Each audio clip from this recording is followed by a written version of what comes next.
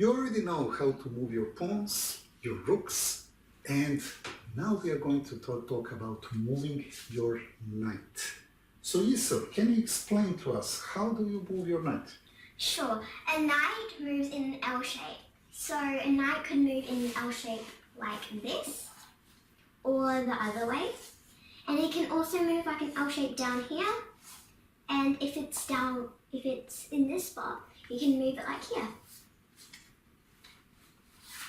That's right. So the important thing to remember is that when you move the knight always moves in the L shape. The easy way to remember that is move your knight in straight line 2 squares and then move it one to the left. Well, 2 squares and then one up or one down. Or if you go 2 squares straight, then you one to the left or one to the right. Okay. So that means that if your knight is in the middle of the board, how many squares does it control? It can control. Tough question, huh? Well, let's count it. If the knight is in the middle of the board, it controls this square, right? So let's put a pawn there. That's 1. What about that square? That's 2. Well, let's put another one. That's 3. That's 4, 5, 6, 7, 8. Right. So if you have the knight in the middle of the board, this knight can jump to any one of those 8 squares.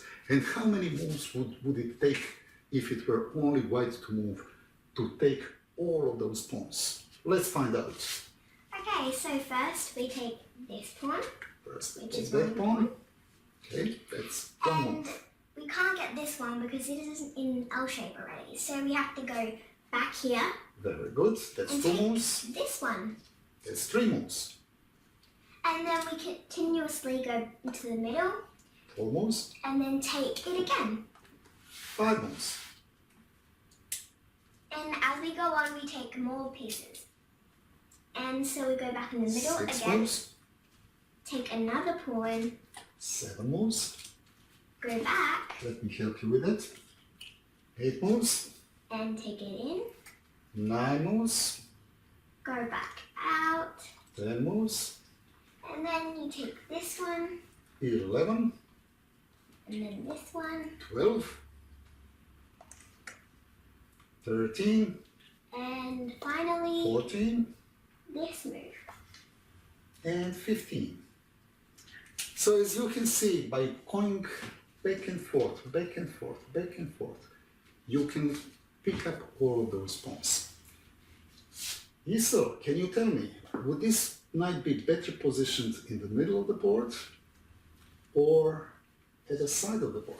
For me, I would say the middle because it controls more squares. That's right. So how many squares do you control if you have your knight at the side of the board? 4 you can control. 4, that's right. Well, here is one, here is another one, here is the third one, and here's the 4th one.